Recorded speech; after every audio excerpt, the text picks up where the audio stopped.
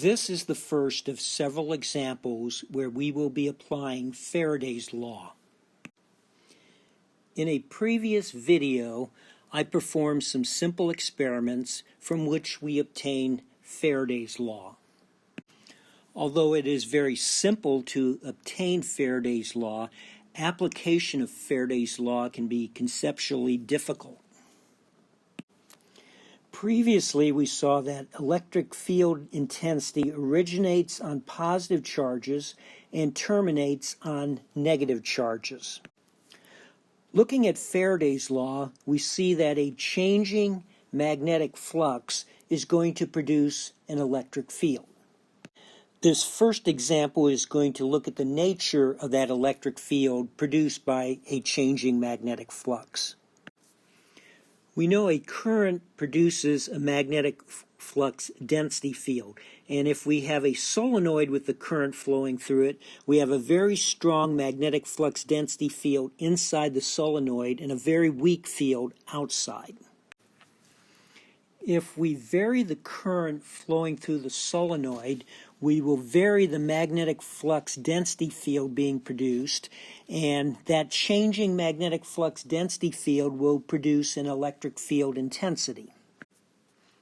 Let's determine the electric field intensity generated from an infinitely long, tightly bound solenoid that has 10 to the 6 turns per meter, has a cross-sectional area of 1 square meter, and we're ramping the current in the solenoid at a rate of 15 over pi amps per second.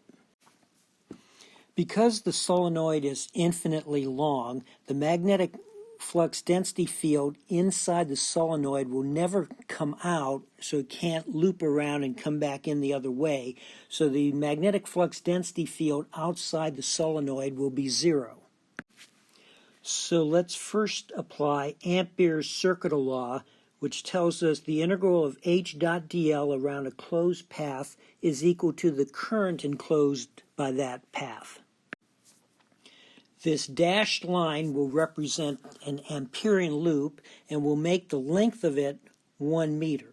So that means there are 10 to the 6 turns inside the Amperian loop. When we integrate from A to B, we'll get the magnetic field intensity inside the solenoid times the length from A to B, which is 1 meter.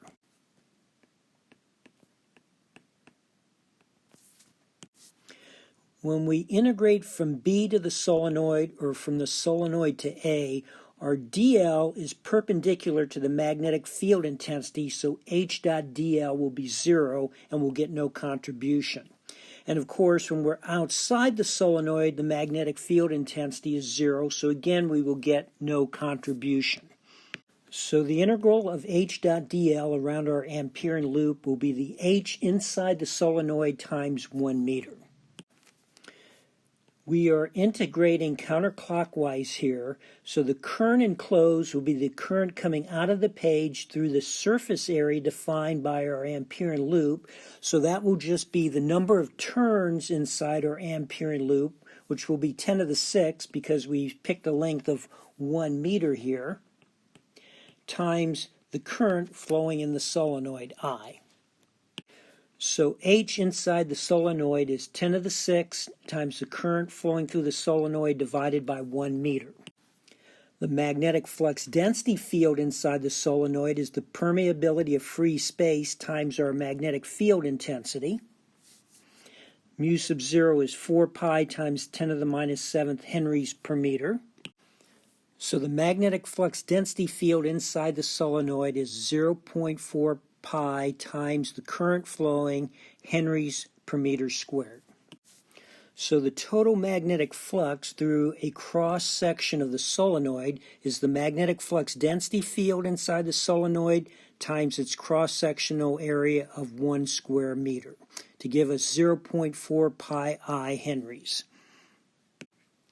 So now let's apply Faraday's law. So the view here is of a cross section through the solenoid and looking down from the positive z-axis.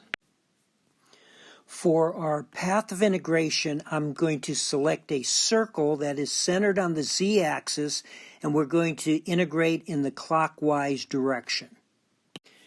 And the radius rho of our path of integration is greater than the radius of the solenoid. So the integral of E dot dl clockwise around the loop is going to equal minus, and in this case will be 1 around our path of integration.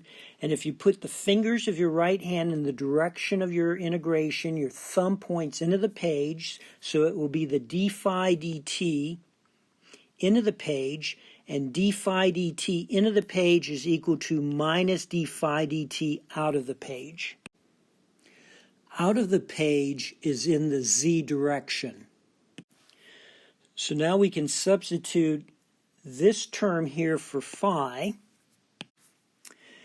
and when we take the derivative we'll have a di dt in here, so we'll substitute our 15 over pi amps per second.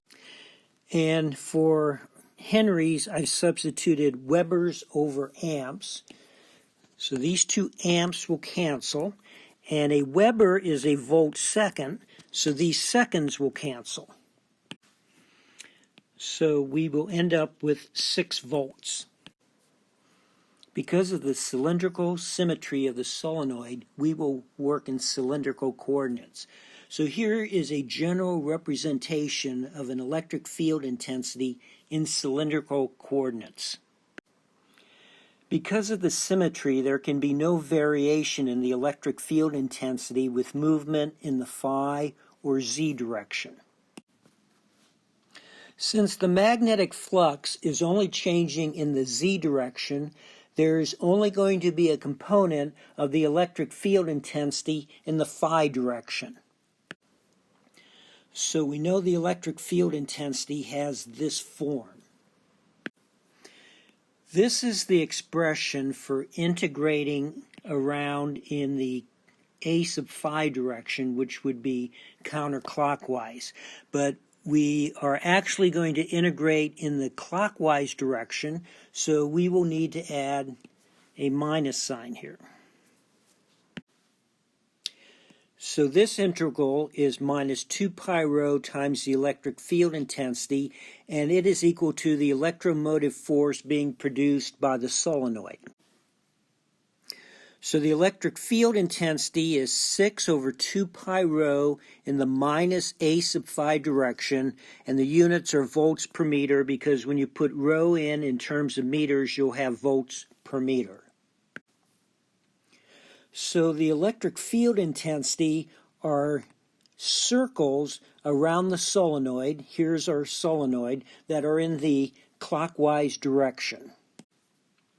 This is the electric field intensity for outside the solenoid for rho greater than A, where A is the radius of the solenoid. And since the cross-sectional area of the solenoid is 1 square meter, the radius of the solenoid is 1 over the square root of pi meters.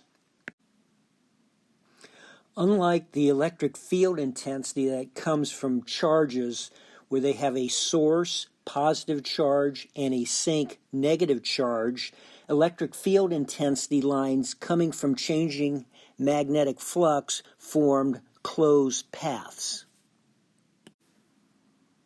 You can also apply Faraday's law to find the electric field intensity inside the solenoid. When applying Faraday's law for when rho is greater than the radius of the solenoid, the amount of enclosed flux was always the same. When rho is less than the radius of the solenoid, the amount of enclosed flux is going to vary with rho. Applying Faraday's law for when rho is less than the radius of the solenoid, you would find that the electric field intensity is 3 rho in the minus a sub phi direction volts per meter. In example 2, we are going to surround the solenoid with a conducting ring and see what happens.